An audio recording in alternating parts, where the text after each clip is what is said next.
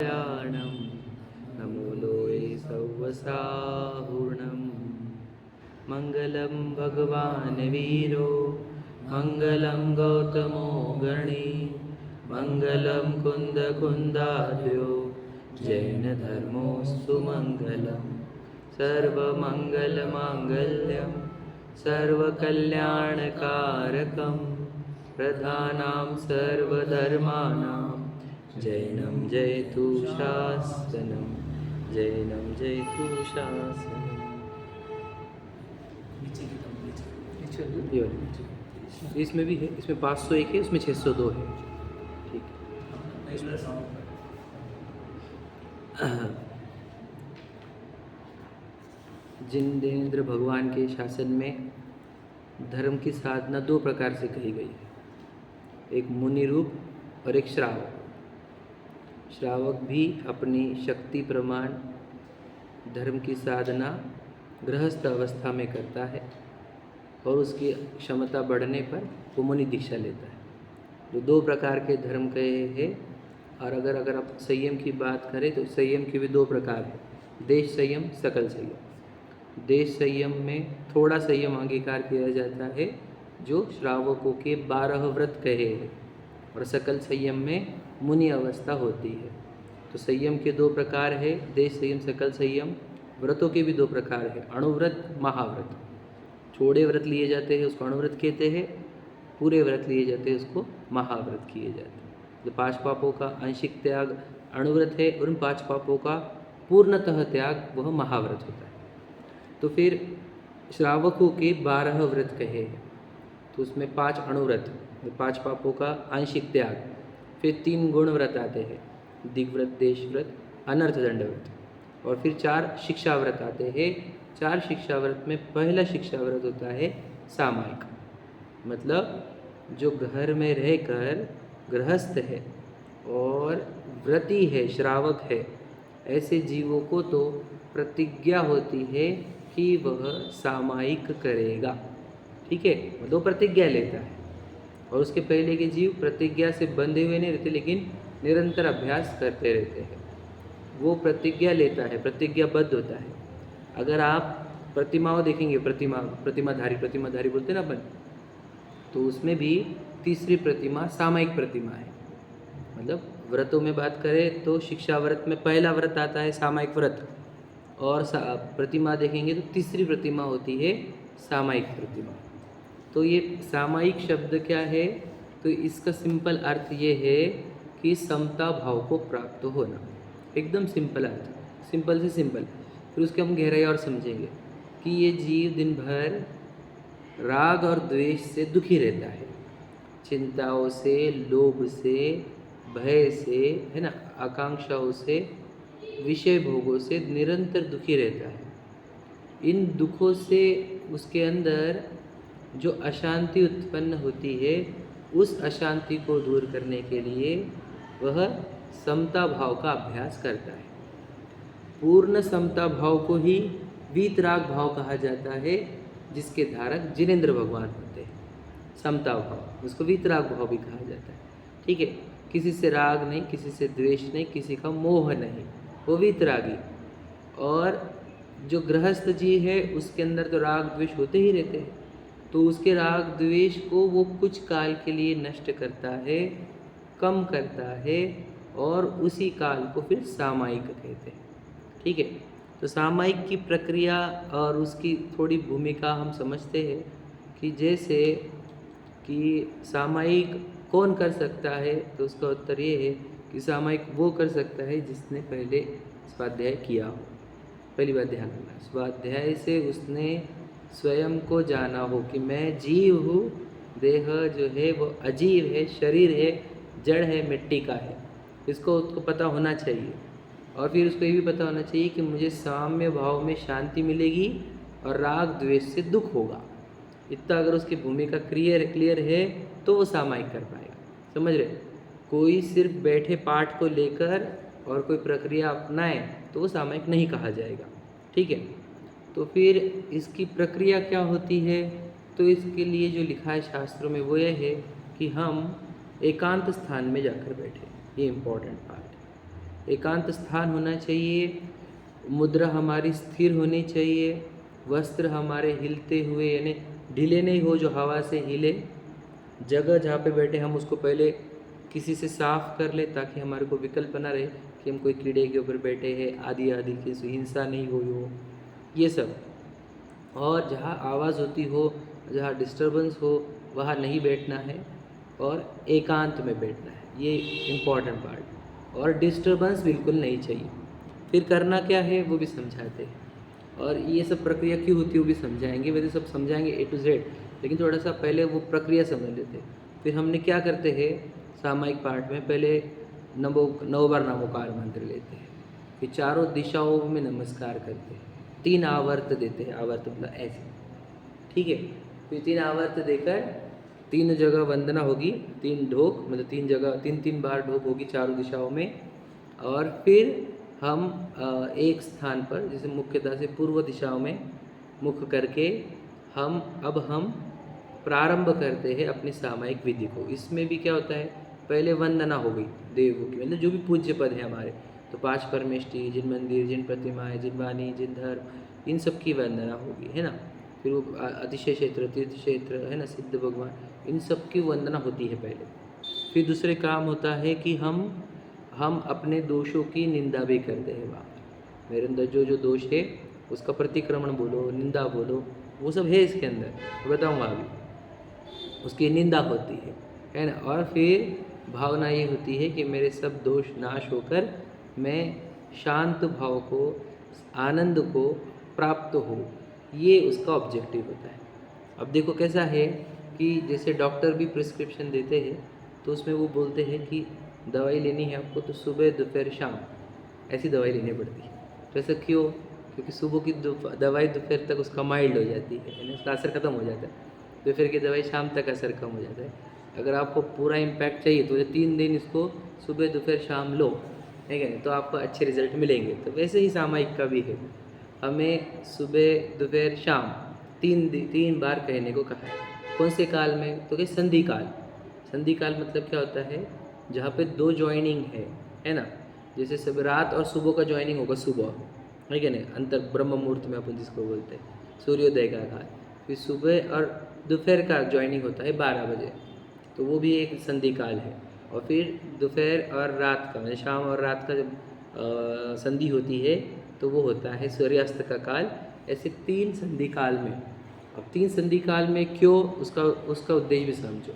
इन 3 संधि काल में बहुत जीव की उत्पत्ति होती है, याद रखना। मतलब क्या कि रात के जो जीव रहते, जैसे सूर्य प्रकाश आ रहा है तो वो जीव मरते हैं, और सूर्य प्रकाश में जन्मने वाले जीव जन्मते हैं तो वो एकदम लॉट रहता है। सबसे ज़्यादा जीवों के बढ़ने का और घटने का मतलब मरने का और उत्पन्न होने का बहुत बड़ा टाइम होता है सुबह के संधि काल का। वैसे दोपहर का भी होता है वैसे, और मुख्यतः से शाम को तो बहुत होता है कि दिन के मरेंगे, रात के जीवित होंगे। तो ये काल में कौन सा कार्य करने को कहा है, तो कहा है सामायिक ही कर सकते हैं। याद रखना, आपके मूल ग्रंथ जो है वो आप इन 3 टाइम में पढ़ नहीं सकते। ऐसा लिखा है कालाचार, मतलब क्या कि आपने दोष कर दिया। क्यों? क्योंकि ये 3 समय पर आप सिद्धांत शास्त्र, बड़े शास्त्र पढ़ नहीं सकते। वैसे सोचो ऐसा क्यों कहा गया होगा कि 12 बजे आहार नहीं मिलता। हाँ बराबर, कभी कभार लेट हो जाता हाँ है, हाँ हाँ कुछ प्रोग्राम रहता हाँ है, हाँ कभी 12 के बाद ही यानी एक उसके बाद में हाँ। देखो ये बात इससे मैच हो गई ना, कि इससे मैच हो गई किससे, कि भाई वो संधि काल है, उसमें जीवों की उत्पत्ति अधिक है, और वो सामायिक का काल कहा जाता है। और सामायिक पूरे धर्म में, याद रखना, पूरे जैन धर्म में या पूरे धर्म में हमारे सबसे सर्वोत्कृष्ट कार्य कुछ कहा गया है तो वो सामायिक है। यानी सबसे ऊंचा अनुष्ठान, यानी पूजन से, भक्ति से, है ना, विनय से, सरलता, जो भी आप करोगे, पूजन, है ना, स्वाध्याय से, धर्मोपदेश से भी सबसे ऊंचा काम अगर कुछ कहा गया है तो वो है सामायिक। मैं समझ लेना, हमारे धर्म के जितने अंग है, दर्शन, भक्ति, पूजन आदि सब, स्वाध्याय वगैरह, इन सबसे सर्वोच्च काम अगर कुछ कहा गया है, यानी सबसे महत्वपूर्ण अनुष्ठान कुछ कहा गया है तो वो होता है सामायिक, मतलब सर्वोपरि, मतलब समझ लेना, मतलब हाई लेवल का कार्य, सबसे ऊंचा। अब देखो ये सामायिक और जिनेंद्र भगवान की प्रतिमा मैच होती है, आप समझे क्या? तो इसका अर्थ क्या होता है, ये प्रोसीजर है अब वो बनने की। हाँ समझे, मतलब यहाँ से हम क्या कर रहे हैं, प्रैक्टिस स्टार्ट कर रहे हैं वैसे बनने की, समझे। वो पूर्ण साम्य भाव को प्राप्त हुए हैं और हम साम्य भाव की प्रैक्टिस प्रारंभ कर रहे हैं। और ये प्रैक्टिस बढ़ने पर मुनि बनता है और पूर्ण होने पर भगवान।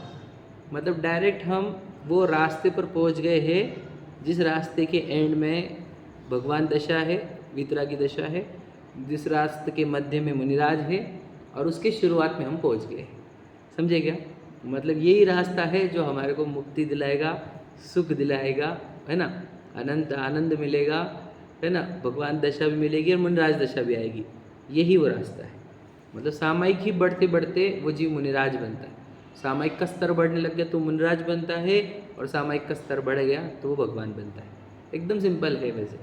मतलब हमने फिर ये जो हम भक्ति कर रहे हैं, मतलब मान के चलो देव दर्शन हो गया, पूजन हो गई, भक्ति हो गई, स्वाध्याय हुआ, गुरु भक्ति हो गई, इन सब से हमने आगे उठकर सामायिक की प्रक्रिया तक पहुंचना चाहिए, याद रखना, क्योंकि ये सब पायदान है, समझ रहे। सामायिक है जो हमारे मंजिल जैसा है, समझे। मतलब ये स्टेप्स हुए और महल हमारा है सामायिक। ये सामायिक ही हमारे को मुक्ति दिला सकता है, समझ रहे। कोई भक्ति भी नहीं, पूजन भी नहीं, स्वाध्याय भी नहीं, ये सब मुक्ति में दिलाने में निमित्त नहीं बनेंगे, लेकिन सामायिक आपको मुक्ति से डायरेक्ट कनेक्शन है इसका। जितने लेवल की सामायिक उतने लेवल की आपको मुक्ति, एक बात। दूसरा, इसी को और लगा सकते हो, जितने लेवल की सामायिक उतने लेवल की शांति, जितने लेवल की सामायिक उतने लेवल का आनंद, जितने लेवल की सामायिक उतने लेवल का दुख से मुक्ति। समझ रहे क्या? सिंपल है ये एकदम। तो अभी जितने लेवल का सामायिक, फिर गुणस्थान भी बढ़ते हैं, फिर वही जितने लेवल का सामायिक, फिर वही मुनि बनेगा और वही भगवान बनेगा। तो ये होती है सामायिक की भूमिका, कि ऐसा सामायिक पाठ होता है। तो हम सामायिक में करें क्या, ये प्रश्न बहुत बड़ा है। हाँ, नहीं, ध्यान और सामायिक में अंतर है। चलो अच्छा होगा प्रश्न पूछ लिया। देखो, मुनिराज ही ध्यान कर सकते हैं, ठीक है, ध्यान समझ लेना क्या, कि मुनिराज की अवस्था में ही ध्यान संभव है। गृहस्थ श्रावक सामायिक करता है, ठीक है, पहली बात। और दूसरी बात, तो मुनिराज भी जो ध्यान करते हैं उसको भी सामायिक कहा जाए तो कोई फर्क नहीं पड़ता। तब कैसे, तब क्या करेंगे? हाँ, ये सामायिक को ही ध्यान नाम का तप कहा जाता है। देखो, तप के 12 प्रकार होते हैं, तो उसमें 6 अंतरंग होते हैं, 6 बहिरंग होते हैं। तो अंतरंग तप का टॉप मोस्ट, यानी बहिरंग से शुरुआत होती है, उपवास पहले नंबर का, फिर कम खाना वो दूसरे नंबर का, ऐसे तप के लेवल बढ़ते हैं। तो 12वें नंबर का तप होता है ध्यान। उपवास का भी कुछ साधुओं के प्रवचन जैसा मैंने सुना है कि यथाशक्ति करे तो, या आहार की भी, अगर अच्छी साधना करना है तो आहार की भी आवश्यकता है। अगर हाँ, समझ गया, समझ गया, करना है तो समझ गया, बिल्कुल सही समझ गया। हाँ, देखो, अगर तो आप तब भी करेंगे, उपवास ज़्यादा करेंगे, तब भी आपका ध्यान वगैरह भी अच्छा होने की संभावना कम है। मैं इसके लिए एक दृष्टांत देता था हमेशा, अब और एक दे देता हूँ, कि एक मुनिराज आचार्य थे, तो उनके प्रवचन थे, तो अपने संघ को समझा रहे थे। तो जब समझा रहे थे तो 2 मुनि थे, वे उनकी आँख लग गई, ठीक है। तो उन्होंने दोनों को बुलाया, तो एक थे यंग, मैं बताया ना एग्जाम्पल है। फिर उनको बोले कि तुमने क्यों नींद ले रहे थे, क्यों आँखें क्यों लगी? तो बोले आज थोड़ा आहार ज़्यादा हो गया था तो हमने इसलिए थोड़ी नींद लगी। तो बोले आप 2 दिन का उपवास करेंगे, ठीक है। तो उनको ये, दूसरे आए तो आपको क्यों लगे? बोले उपवास चल रहे बहुत दिनों से तो कमज़ोरी हो गई, इसलिए हम निद्रा ले रहे थे। तो बोले आप कल उपवास नहीं करेंगे, कल आप आहार लेंगे। आप समझे क्या? तो वही आचार्य है, सेम गलती के लिए 2 अलग अलग उपाय दे रहे हैं। क्यों? क्योंकि भैया इनका तप कम हुआ तो इनको तप बढ़ाने के लिए उपवास करने को कहा, और उनका उपवास करने से तप कम हो रहा था तो उनको तप करने के लिए आहार करने को कहा। आप समझे क्या? नहीं, मतलब बहुत अच्छे से इसको समझ लेना। वो ब्रेक इवन वाली पोजीशन, ब्रेक इवन पर ही रखना होगा आपको। मतलब क्या? जरूरी है उतना ही। हाँ, तो आपको उपवास भी उतना ही करना पड़ेगा जिससे आपका तपश्चरण चलता रहे, और आपको आहार भी उतना ही लेना होगा जिससे आपका तपश्चरण बना रहे। आप समझे क्या? नहीं, आपने अधिक आहार लिया तो भी तपश्चरण भंग है, और तुम उपवास का अतिरेक करोगे तो भी आप तपश्चरण भंग होगा। मतलब आपको शास्त्र बताओ, अगर मूल शास्त्र तो बोलते हैं तूने यदि ज़्यादा उपवास आदि करके शरीर को जल्दी खत्म कर दिया तो तुझे देखो यहाँ पे तो भी तू महाव्रत में है, दीक्षा में है, तू वहाँ पर जाएगा, वहाँ पे देव बनेगा, भोगों में लग जाएगा। तो बोलते जल्दी खत्म नहीं करना है इस शरीर को, क्लियर लिखा है शास्त्र में ऐसा। इससे ज़्यादा से ज़्यादा साम्य भाव को प्राप्त करो, मतलब तपश्चरण को, ध्यान को ज़्यादा से ज़्यादा प्राप्त करो, ये उद्देश्य है। मतलब हमारे को क्वांटिटी नहीं बढ़ानी है उपवास की, हमारे को क्वांटिटी का क्यों बढ़ानी है, समता भाव की, सामायिक की, ध्यान की। मतलब ये एकदम लॉजिक क्लियर होना चाहिए हमारे को। ऐसा नहीं कि मैं मतलब ऐसे गड़बड़ हो जाती है कि उपवास आदि करने लग जाते हैं, तो फिर देखो क्या हो जाता है, शरीर शिथिल पड़ जाता है, फिर ध्यान वगैरह सब साइड में पड़ जाता है। यानी वो ध्यान की अवस्था ही अपने केवल ज्ञान तक पहुँचेगी, वही और तभी अपन मुक्ति को, तो ये मुक्ति, मतलब ये मतलब आपने सामायिक चालू करी, मतलब आप ट्रैक पर आ गए। बहुत प्रैक्टिकल सही है। तुम इसी को जितनी लेवल बढ़ाते जाओगे आपको एंड में केवल ज्ञान मिलेगा। हाँ, ध्यान से हट गए तो कहाँ केवल ज्ञान जाएगा, नहीं होगा। देखो मैं आपको बताऊँ, ध्यान, हाँ शुक्ल, और यही हम बिल्कुल मनुष्य अवस्था में ही कर पाएंगे आप। मनुष्य में ही कर पाएंगे, वो देव नहीं कर पाते ना, इसीलिए वो अपने को श्रेष्ठ मानते हैं अपने से, समझे क्या, नहीं देव भी, क्योंकि तुम कर सकते हो, हम नहीं कर सकते। तो वो ध्यान के लिए कहा गया है। शरीर को अपन खुद कर बोल रहे सही है, लेकिन इसका साधन नहीं बना सकते अपन उस पर। देखो अब वो अगर आप आत्मा में आकर्षित हो तो वो साधन बनेगा, तो ही साधन बनेगा। हाँ, तुम उसको देह का ही आकर्षण रखोगे तो साधन नहीं बनेगा, वो बन जाएगा आपका संसार का साधन, संसार का साधन बन जाएगा वो। तो उसको देह यानी मिट्टी समझकर उसका आकर्षण छोड़ना, आत्मा का आकर्षण क्रिएट होना, तो वो साधन बोल के यूज होगा। मैं आपको एकदम सिंपल बताता हूँ, देह को आप क्या समझते हो ये इंपॉर्टेंट है। यदि उसको आपने मशीनरी समझा, एक मशीन है जो हमारे को कर्मों ने क्रिएट करके दी, तो उसको मशीन बोल के यूज़ करो, सिंपल है ये, मशीन बोल के यूज़ करना उसको टूल बोल के, समझे। तो वो आप लोग को एक मशीन मिली है, उसका सदुपयोग करो, तो उसको टूल बोल के यूज़ करना चाहिए। हाँ, उसकी सेवा में नहीं लगना, खुद को मशीन मत मान लो, ये बात है। मतलब मैं मशीन हूँ, मतलब ऐसा हो जाता है। जैसे अब शरीर मिला हमारे को, तो हमने क्या करना चाहिए, शरीर का सदुपयोग, मतलब क्या, इसको बिगड़ने भी देना नहीं तो फिर धर्म आराधना हमारी बंद हो जाएगी, है कि नहीं। धर्म आराधना में इसको आवश्यक है तो उसको दे दो उतना, ताकि वो हमारे को धर्म आराधना में सहायक बने रहे। और उसके चक्कर में अगर हमारे को निद्रा आ रही है, आलस आ रहा है, तो वो भी नहीं, वेद को नहीं मिलेगा आहार, सिंपल है। मतलब मनोराज देह के साथ बीतता है, तेको उतना आहार मिलेगा जिससे तू मुझे साधना में सहायता करेगा, मेरे ध्यान में, मतलब साधना मतलब वही ध्यान सामायिक। तो जितनी मुझे सहायता मिलेगी उतना मैं तुझे दूंगा। तूने अगर एक्स्ट्रा मांगा और मुझे आलस आए तो तुझे आहार नहीं मिलेगा। सीधी बात। और मैंने बताया भी था आपको एक लाइन कि भाई देह है, उसको कहा है शास्त्र में कि देह कुतिया है जो भो भो करती है, उसको रोटी डाल देने की और अपना काम कर लेने का। उसको लगता है एनर्जी के लिए, है ना, तो उसको रोटी लगती तो दे दो उसको, है कि नहीं भाई, शांत बैठा तो हमको ध्यान कर दे मेरा, है तो मुनराज का आहार लेना जरूरी है कि नहीं जरूरी, बिल्कुल जरूरी है। उनका आहार इसलिए आवश्यक है कि वो ध्यान कर पाए, और वो अधिक तो लेते भी नहीं, उनको इसलिए लिमिट बांधी हुई है। विपरीत परिस्थिति में अगर सलाइन द्वारा अगर कंटेंट्स पता है दवाई की, तो देना वो धर्म के हिसाब से सही है या गलत है? धर्म का और ये सलाइन वगैरह का कोई कनेक्शन ही नहीं। नहीं, जिस प्रकार के मुनि धर्म होना चाहिए या उनका तब बोले तो जो भी तब ध्यान वाला उनका जो जीवन है उसको अपन खराब कर रहे हैं अगर सलाइन। हाँ बिल्कुल, देखो उन्हें तो सब, पर अगर जीवन बचाना का काम है उनका, जीवन बचता है आयु कर्म से, पहली बात समझ लीजिए, वस्तु स्वरूप ये है। पक्की बात है, पक्की बात है। एकदम वो कोई बढ़ा और घटा नहीं सकता, एक कण भी नहीं बढ़ सकता है, दुनिया की ताकत नहीं बढ़ा सकती। तो वो सिद्धांत तो क्लियर करके दीक्षा ली ना हमने, तो है क्या नहीं, फिर सिद्धांत गलत हो जाएगी। मतलब वस्तु मतलब कर्मों की फिलॉसफी पर विश्वास नहीं, जिन आज्ञा पर विश्वास नहीं, यही बात हो गई वो सीधी सीधी। जिनेंद्र भगवान की आज्ञा है, मैं आपको आचार्य कुंद की लाइन बता दूँ, वो बोला है उन्होंने कि निज आयुष्य से मरण हो, यह बात जिनवर ने कही, तुम मार कैसे सकोगे जब आयु हर सकते नहीं। बताया था ना। और निज आयु से जीवित रहे, यह बात जिनवर ने कही, तुम आयु दे सकते, तुम बचा कैसे सकोगे जब आयु दे सकते नहीं। तो यही बात है। तो आचार्य कुंद ने बताए हुए 2000 वर्ष पुराने ग्रंथ, ये सब आयु कर्म के हाथ में, मतलब ये बीमारी वगैरह आना साधु को ये उनका कर्मों का पूर्व कर्म के फल है। और देखो मैं आपको रूल बताता हूँ, वैसे बीमारी और होता क्या है, बीमारी भी उपसर्ग होता है, पूर्व कर्म ने किया वो उपसर्ग है।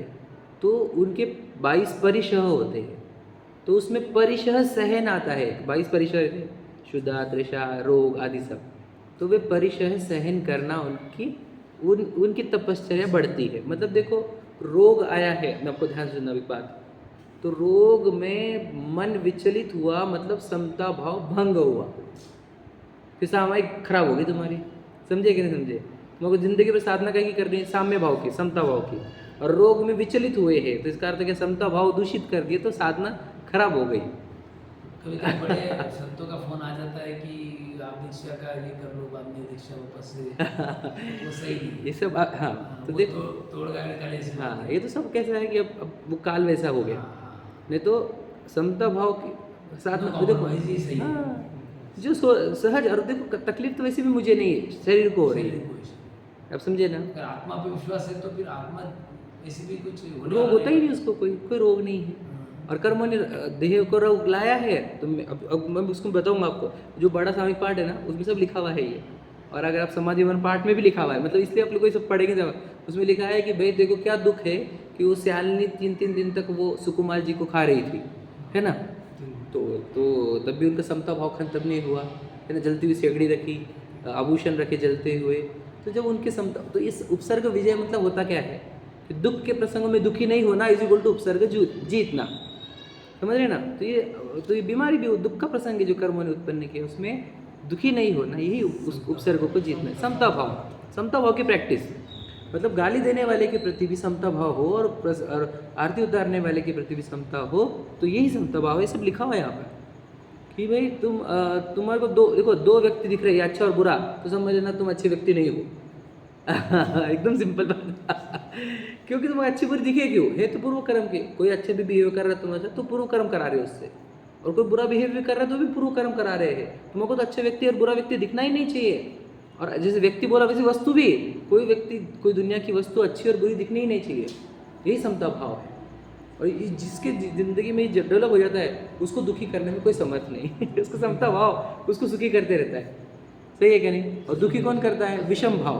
देखो सम और विषम चीज भी है तो उसका स्वभाव है, अपन ने उसके खराब है ही नहीं। मैं आपको बताऊँ क्या, मैं आपको एकदम सिंपल बताता हूँ कि समझ लो कोई भी चीज़ जिसको आप गंदा बोलते हो वो गंदी है ही नहीं, वो उसका नेचर है। और वो हम देख रहे हैं उसको बुरा, समझे क्या नहीं, और है नहीं। देखो वैसे वो तो अपना वर्किंग कर रहा है, जो उसका स्वरूप है वो काम कर रहा है, तो हम उसको क्यों देखें। मतलब एक समझ लीजिए उपसर्ग करने वाला वो गंदा व्यक्ति है क्या नहीं, और फिर हम नहीं करते उसको गलत नहीं बोलते। मान के चलो कि आज पार्श्वनाथ भगवान जी पे उपसर्ग करने वाला कमठ, वो बुरा व्यक्ति है क्या नहीं। तो जो शास्त्र में लिखा कि उसके ऊपर क्रोध मत करना, बाद में वो सुधर गया था, वो अब धर्म ध्यान में आगे बढ़ गया, तुम क्रोध मत कर लो अभी। क्यों, वो उस समय उसके रोल निभा रहा है क्योंकि इनके कर्म वैसे थे पार्श्वनाथ जी के, तो वो गलत कहा है। तो अपने प्रति भी कोई अगर कोई गलत बोलता हो, गलत बिहेव करता हो, तो समझना अपने कर्म निपट रहे हैं।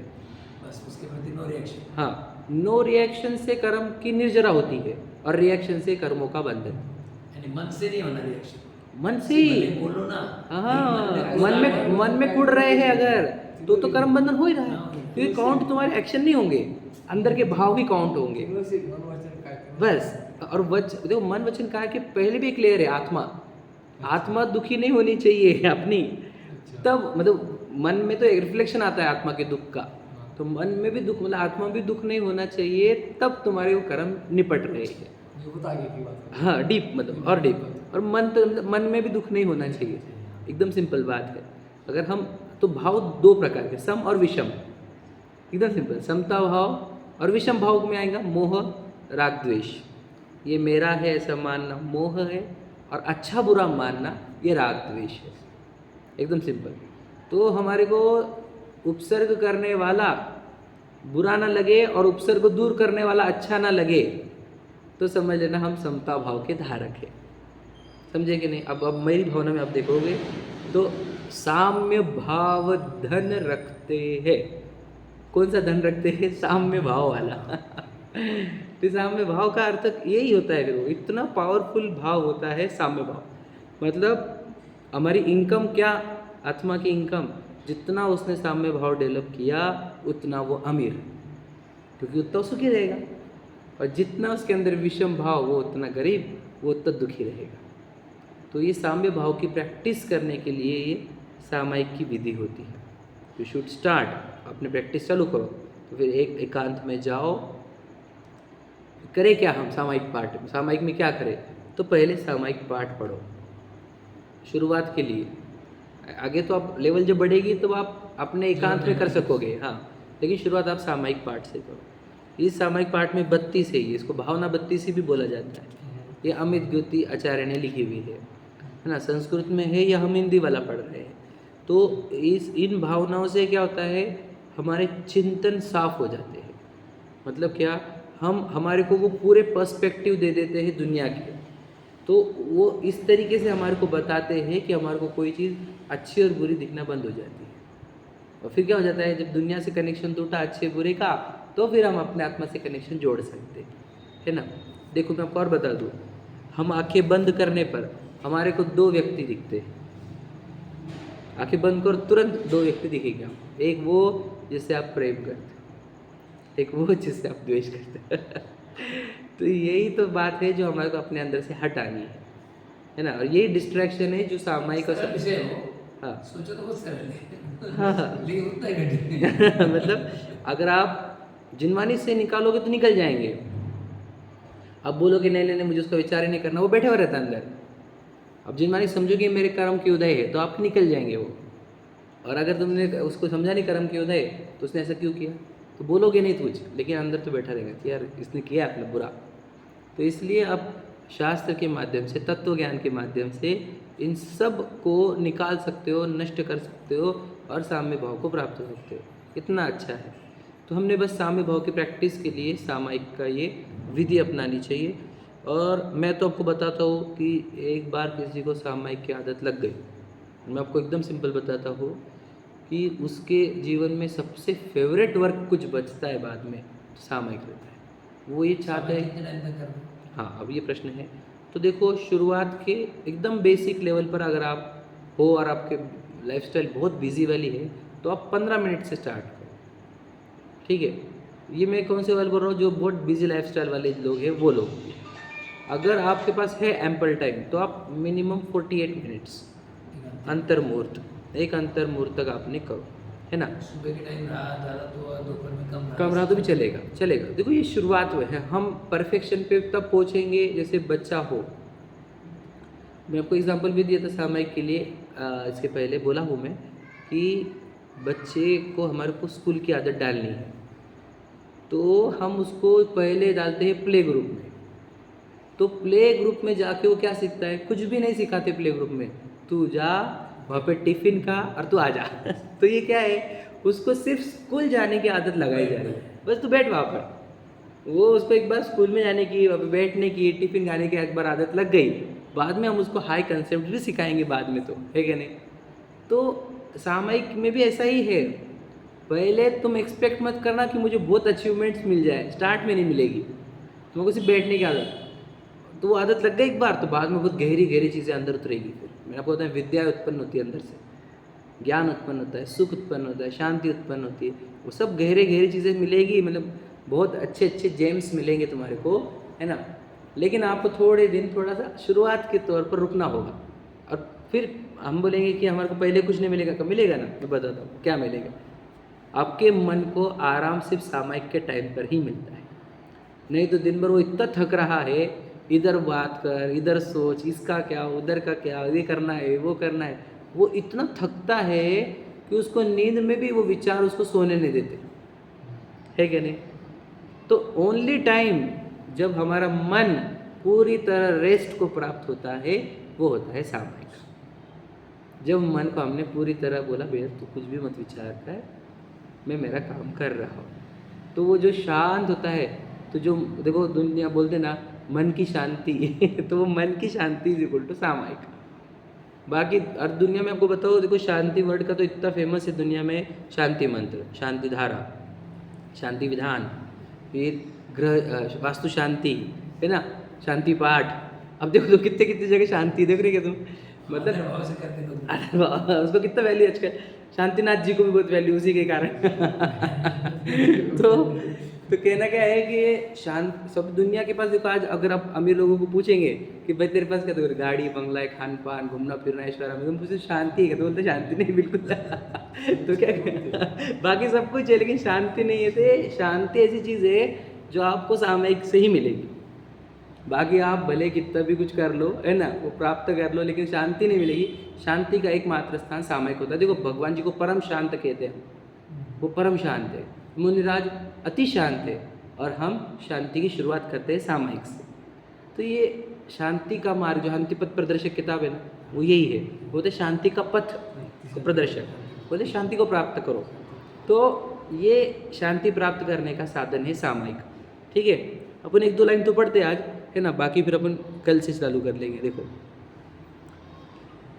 प्रेम भाव हो सब जीवों से, गुणी जनों में हर्ष प्रभु, करुणा स्रोत बहे दुखियों पर, दुर्जन में मध्यस्थ विभो। बस इतना पड़ेगा। देखो इसमें आगे सब वो जो सॉल्यूशन चाह रहे थे ना आप, कि कोई व्यक्ति दिखे नहीं हमारे को देखो, तो हम कभी भी कोई व्यक्ति के प्रति अंदर एक गांठ बांधते हैं, याद है, ग्रंथि बोला जाता है इसको, ग्रंथ है ना, निर्ग्रंथ वर्ड है ना, वो ग्रंथ मतलब गांठ है। तो हम कैसी गांठें बांधते हैं कि ये व्यक्ति बहुत बुरा है, इसने मेरे साथ ऐसा किया, तो गांठ बन गई, इसने ऐसा किया था, इसको देखूंगा, इसको ये करूँगा, जैसे बहुत सारी गांठें बन जाती है। फिर ये भी बनती है कि बहुत अच्छा है, इसको मैं मेरे जीवन इसके ऊपर समर्पित कर दूंगा, ऐसे भी गांठें बनती है। ठीक है, तो ये गांठें जब तक है तब तक आप साम्य भाव को प्राप्त नहीं होंगे, क्योंकि तुम्हारे अंदर गांठ बैठी हुई है।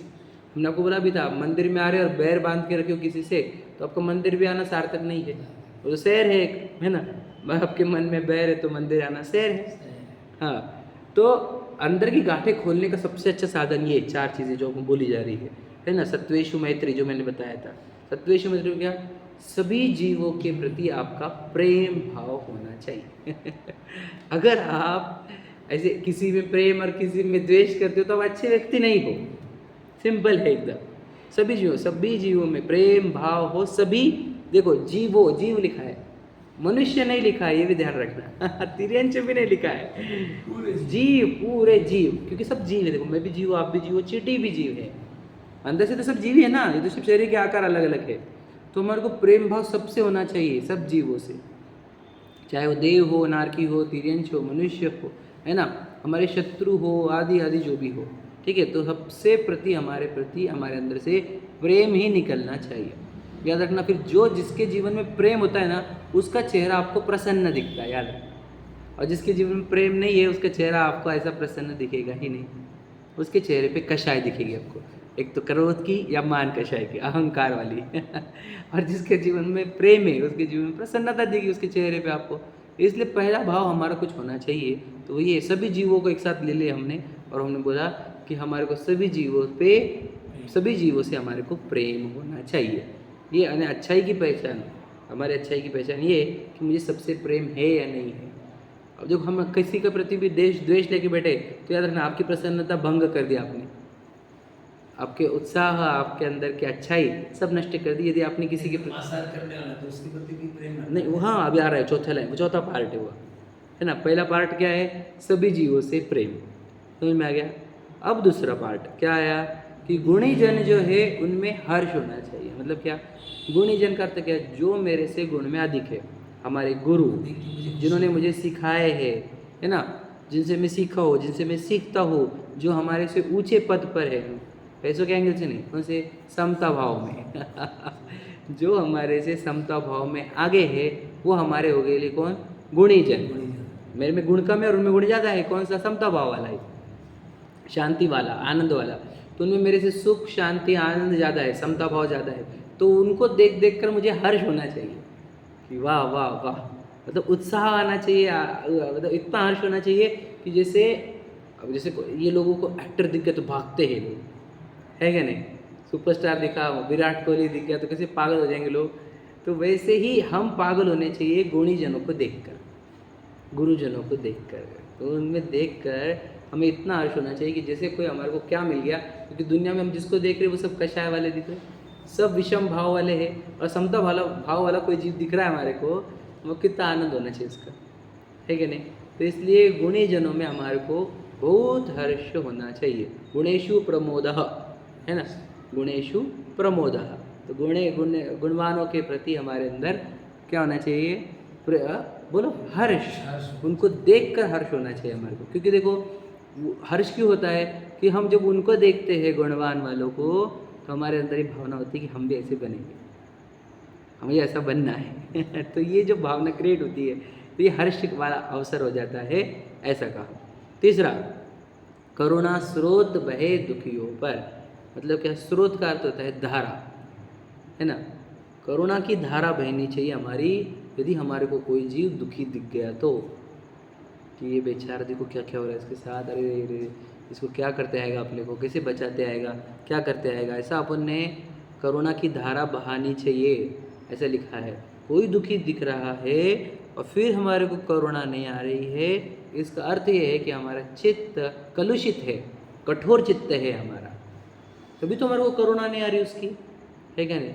याद रखना, अच्छाई का मतलब मनुष्य का सबसे अच्छा चिन्ह, मतलब उसका सबसे अच्छी क्वालिटी होती है वो संवेदनशील होना चाहिए व्यक्ति। बोलते हैं संवेदनशील, संवेदन का अर्थ क्या होता है, सम यानी इक्वल, वेदन मतलब फील, जिसको सामने वाले की फीलिंग इक्वल फील होती है उसको कहते हैं संवेदनशील व्यक्ति, और जिसको सामने वाले की फीलिंग फील नहीं होती है उसको कहते हैं असंवेदनशील व्यक्ति।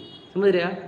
तो जो को सामने वाला जीव दुखी दिख रहा है और हमारे को अंदर दुख नहीं हो रहा है, इसका अर्थ ये हम मनुष्य ही नहीं है करुणा ही नहीं हमारे अंदर।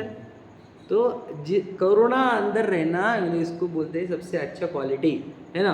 तो हमारे पानी छानना भी हमारा वो करुणा वाला ही केस है, हमारा रात्रि भोजन त्याग भी हमारा वो करुणा वाला केस ही है, लोगों से अच्छे से बात करना ये भी हमारी करुणा है ना।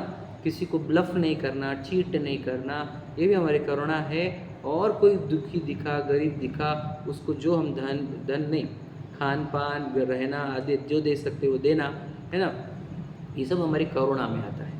हम आलू प्याज वगैरह नहीं खाते, है ना, भक्षण नहीं करते, ये सब उन जीवों के प्रति करुणा ही है हमारी, समझे कि नहीं। तो करुणावान व्यक्ति ही अच्छा व्यक्ति होता है। पूरी दुनिया में सबसे ज़्यादा करुणा पालन करते हैं जैन लोग, इसलिए जैन लोगों को श्रेष्ठ माना जाता है। हमारे मुनिराज नंगे पैर चलते ताकि एक भी जीव घात ना हो, जब इतनी करुणा होती है उनकी, हमको बता नहीं सकता करुणा का लेवल। मुनिराज हो या भगवान जी, मैं मुनिराज हम भगवान जी की बात करूँ तो तीर्थंकरों की, तो हमने बताया था उनका रक्त सफ़ेद होता है, पता है आपको, श्वेत वर्ण, है ना, श्वेत वर्ण का उनका रक्त होता है तीर्थंकरों का। तो वो क्यों, उनको इतनी करुणा हुई थी, 16 कारण भावना भाई थी उन्होंने, उनको लगा था इन सभी जीवों का कल्याण हो, तो वो भावना से, मुझे जैसे माँ को बच्चे की ममता से माँ का रक्त दूध में कन्वर्ट हो जाता है, वैसे तीर्थंकरों को इतने जीवों की जो करुणाई है तो उनका रक्त सफ़ेद हो जाता है पूरा सोचो कि बहुत गजब की बात।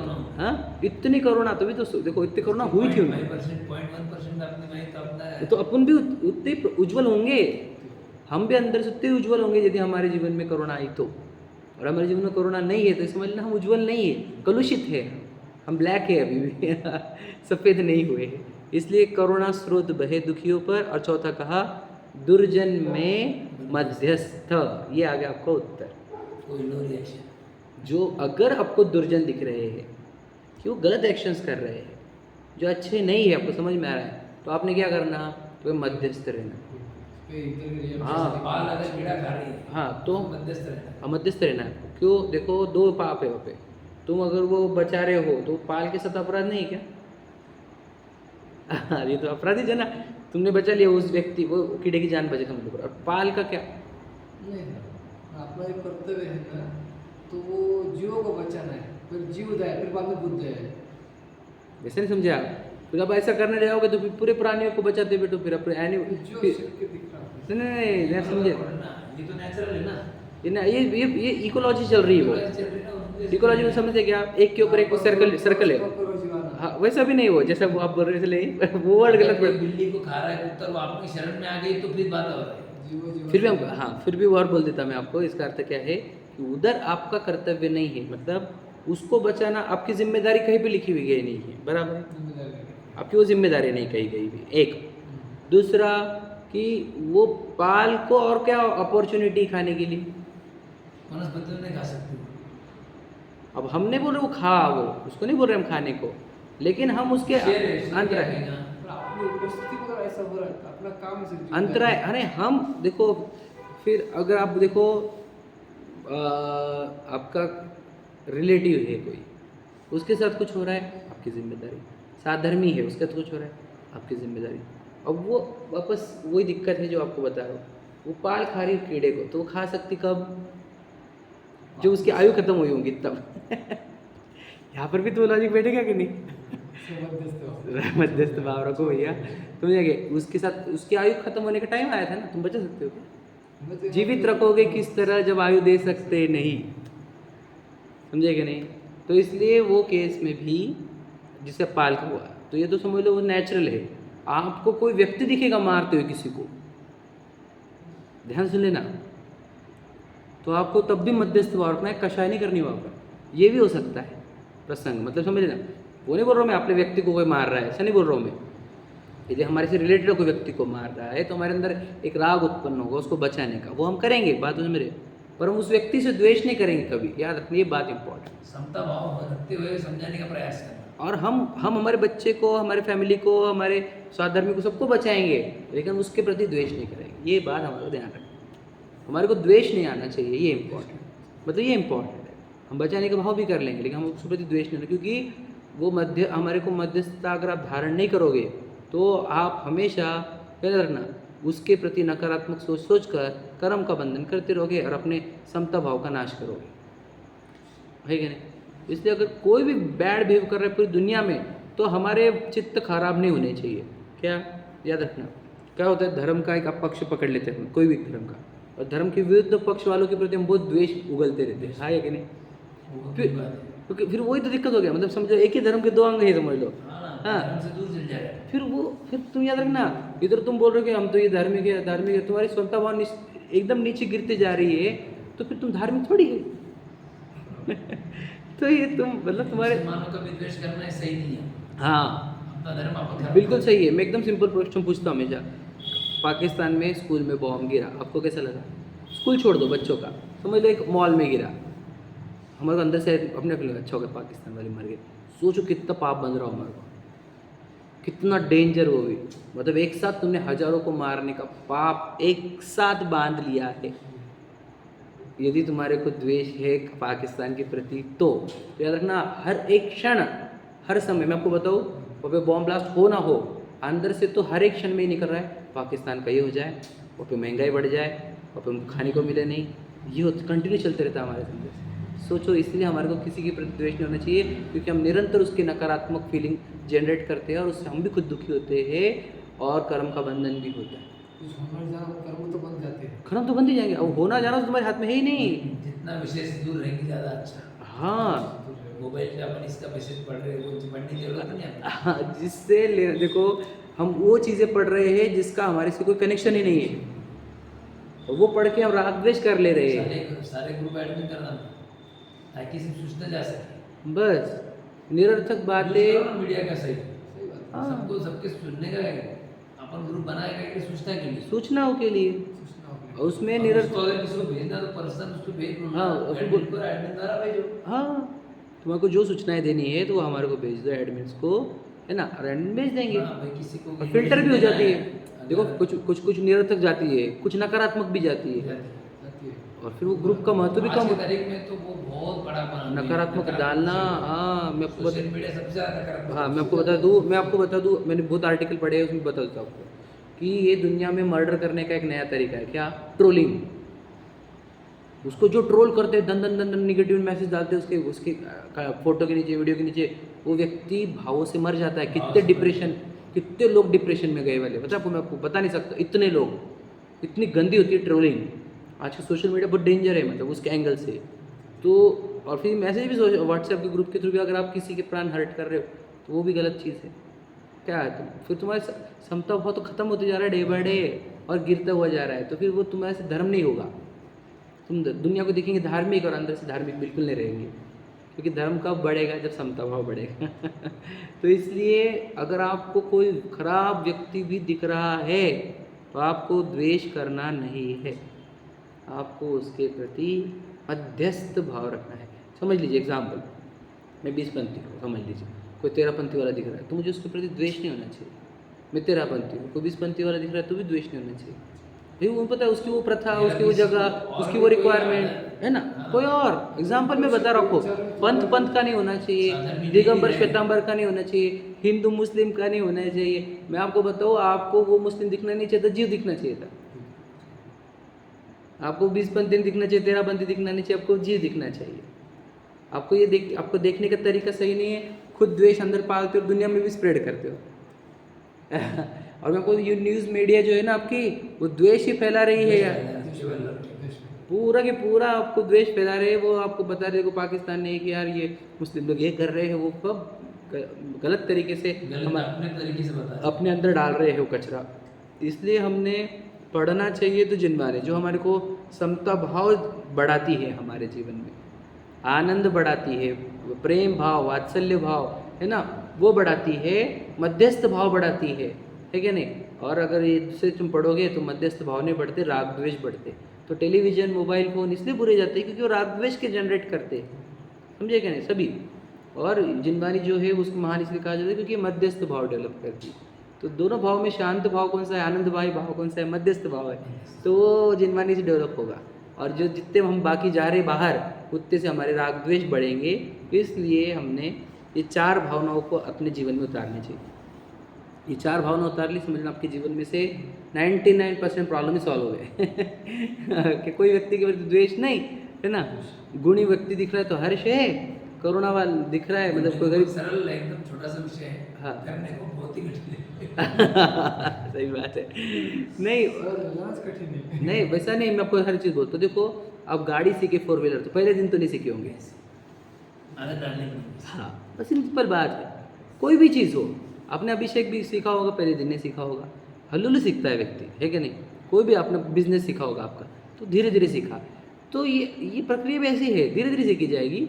ऐसा नहीं कि पूरे दिन, मतलब 4 भाव को कोई प्रकट करने हैं, ये वाले 4 कि प्रेम, करुणा, हर्ष और मध्यस्थता। तो ये 4 भाव आपको डेवलप करने की आजीवन प्रैक्टिस करनी होगी, तो आप एक्सपर्ट लेवल पर भी पहुँचेंगे एक दिन। याद रखना, मेरा पता है एक्सपर्ट लेवल ही मुनिराज होते हैं, है कि नहीं। और हम बिगिनर्स लेवल होते हैं। तो बिगिनर्स लेवल से भी फिर हम कितने आगे, जितना हमारे पास समता भाव ज़्यादा, जितने ये 4 भावना ज़्यादा उतने हम आगे, और जितना ये कम उतने हम पीछे। एकदम सिंपल है। तो हमारे चेहरे पे प्रसन्नता दिखे, इस याद रखना, कोई व्यक्ति धार्मिक या अधार्मिक ये उसके चेहरे से समझ जाता है। उसके चेहरे पे जितनी प्रसन्नता वो उतना धार्मिक है, समझ लेना। एकदम खिदड़ना की बात नहीं है, प्रसन्नता की बात है। खिदड़ते तो लोग गलत, लोगों को मजा उड़ा के भी, वो नहीं। जिसका चित्त जितना प्रसन्न वो उतना धार्मिक, समझ लेंगे नहीं, क्योंकि उसके अंदर ये भावना जनरेट हो गई वाली है। और जिसका चित्त कलुषित, समझ लेना, तो समझ लेना वो अधार्मिक व्यक्ति। हमारे शब्द बताएंगे, हमारे चेहरा बताएगा कि हम कितने समता भाव में आए हैं, कितने प्रेम भाव में आए हैं। नहीं तो फिर हमारे चेहरे और हमारे शब्द द्वेष ही बताएंगे, अरे वो तो ऐसे है, अरे वो तो ऐसे है। फिर भैया तुम खुद भी दुखी और सबको दुखी कर भी रहे हो। इसलिए हमने ये 4 भावनाओं को अपने जीवन में उतारना चाहिए। बाकी चर्चा अपन कल करेंगे। चलो।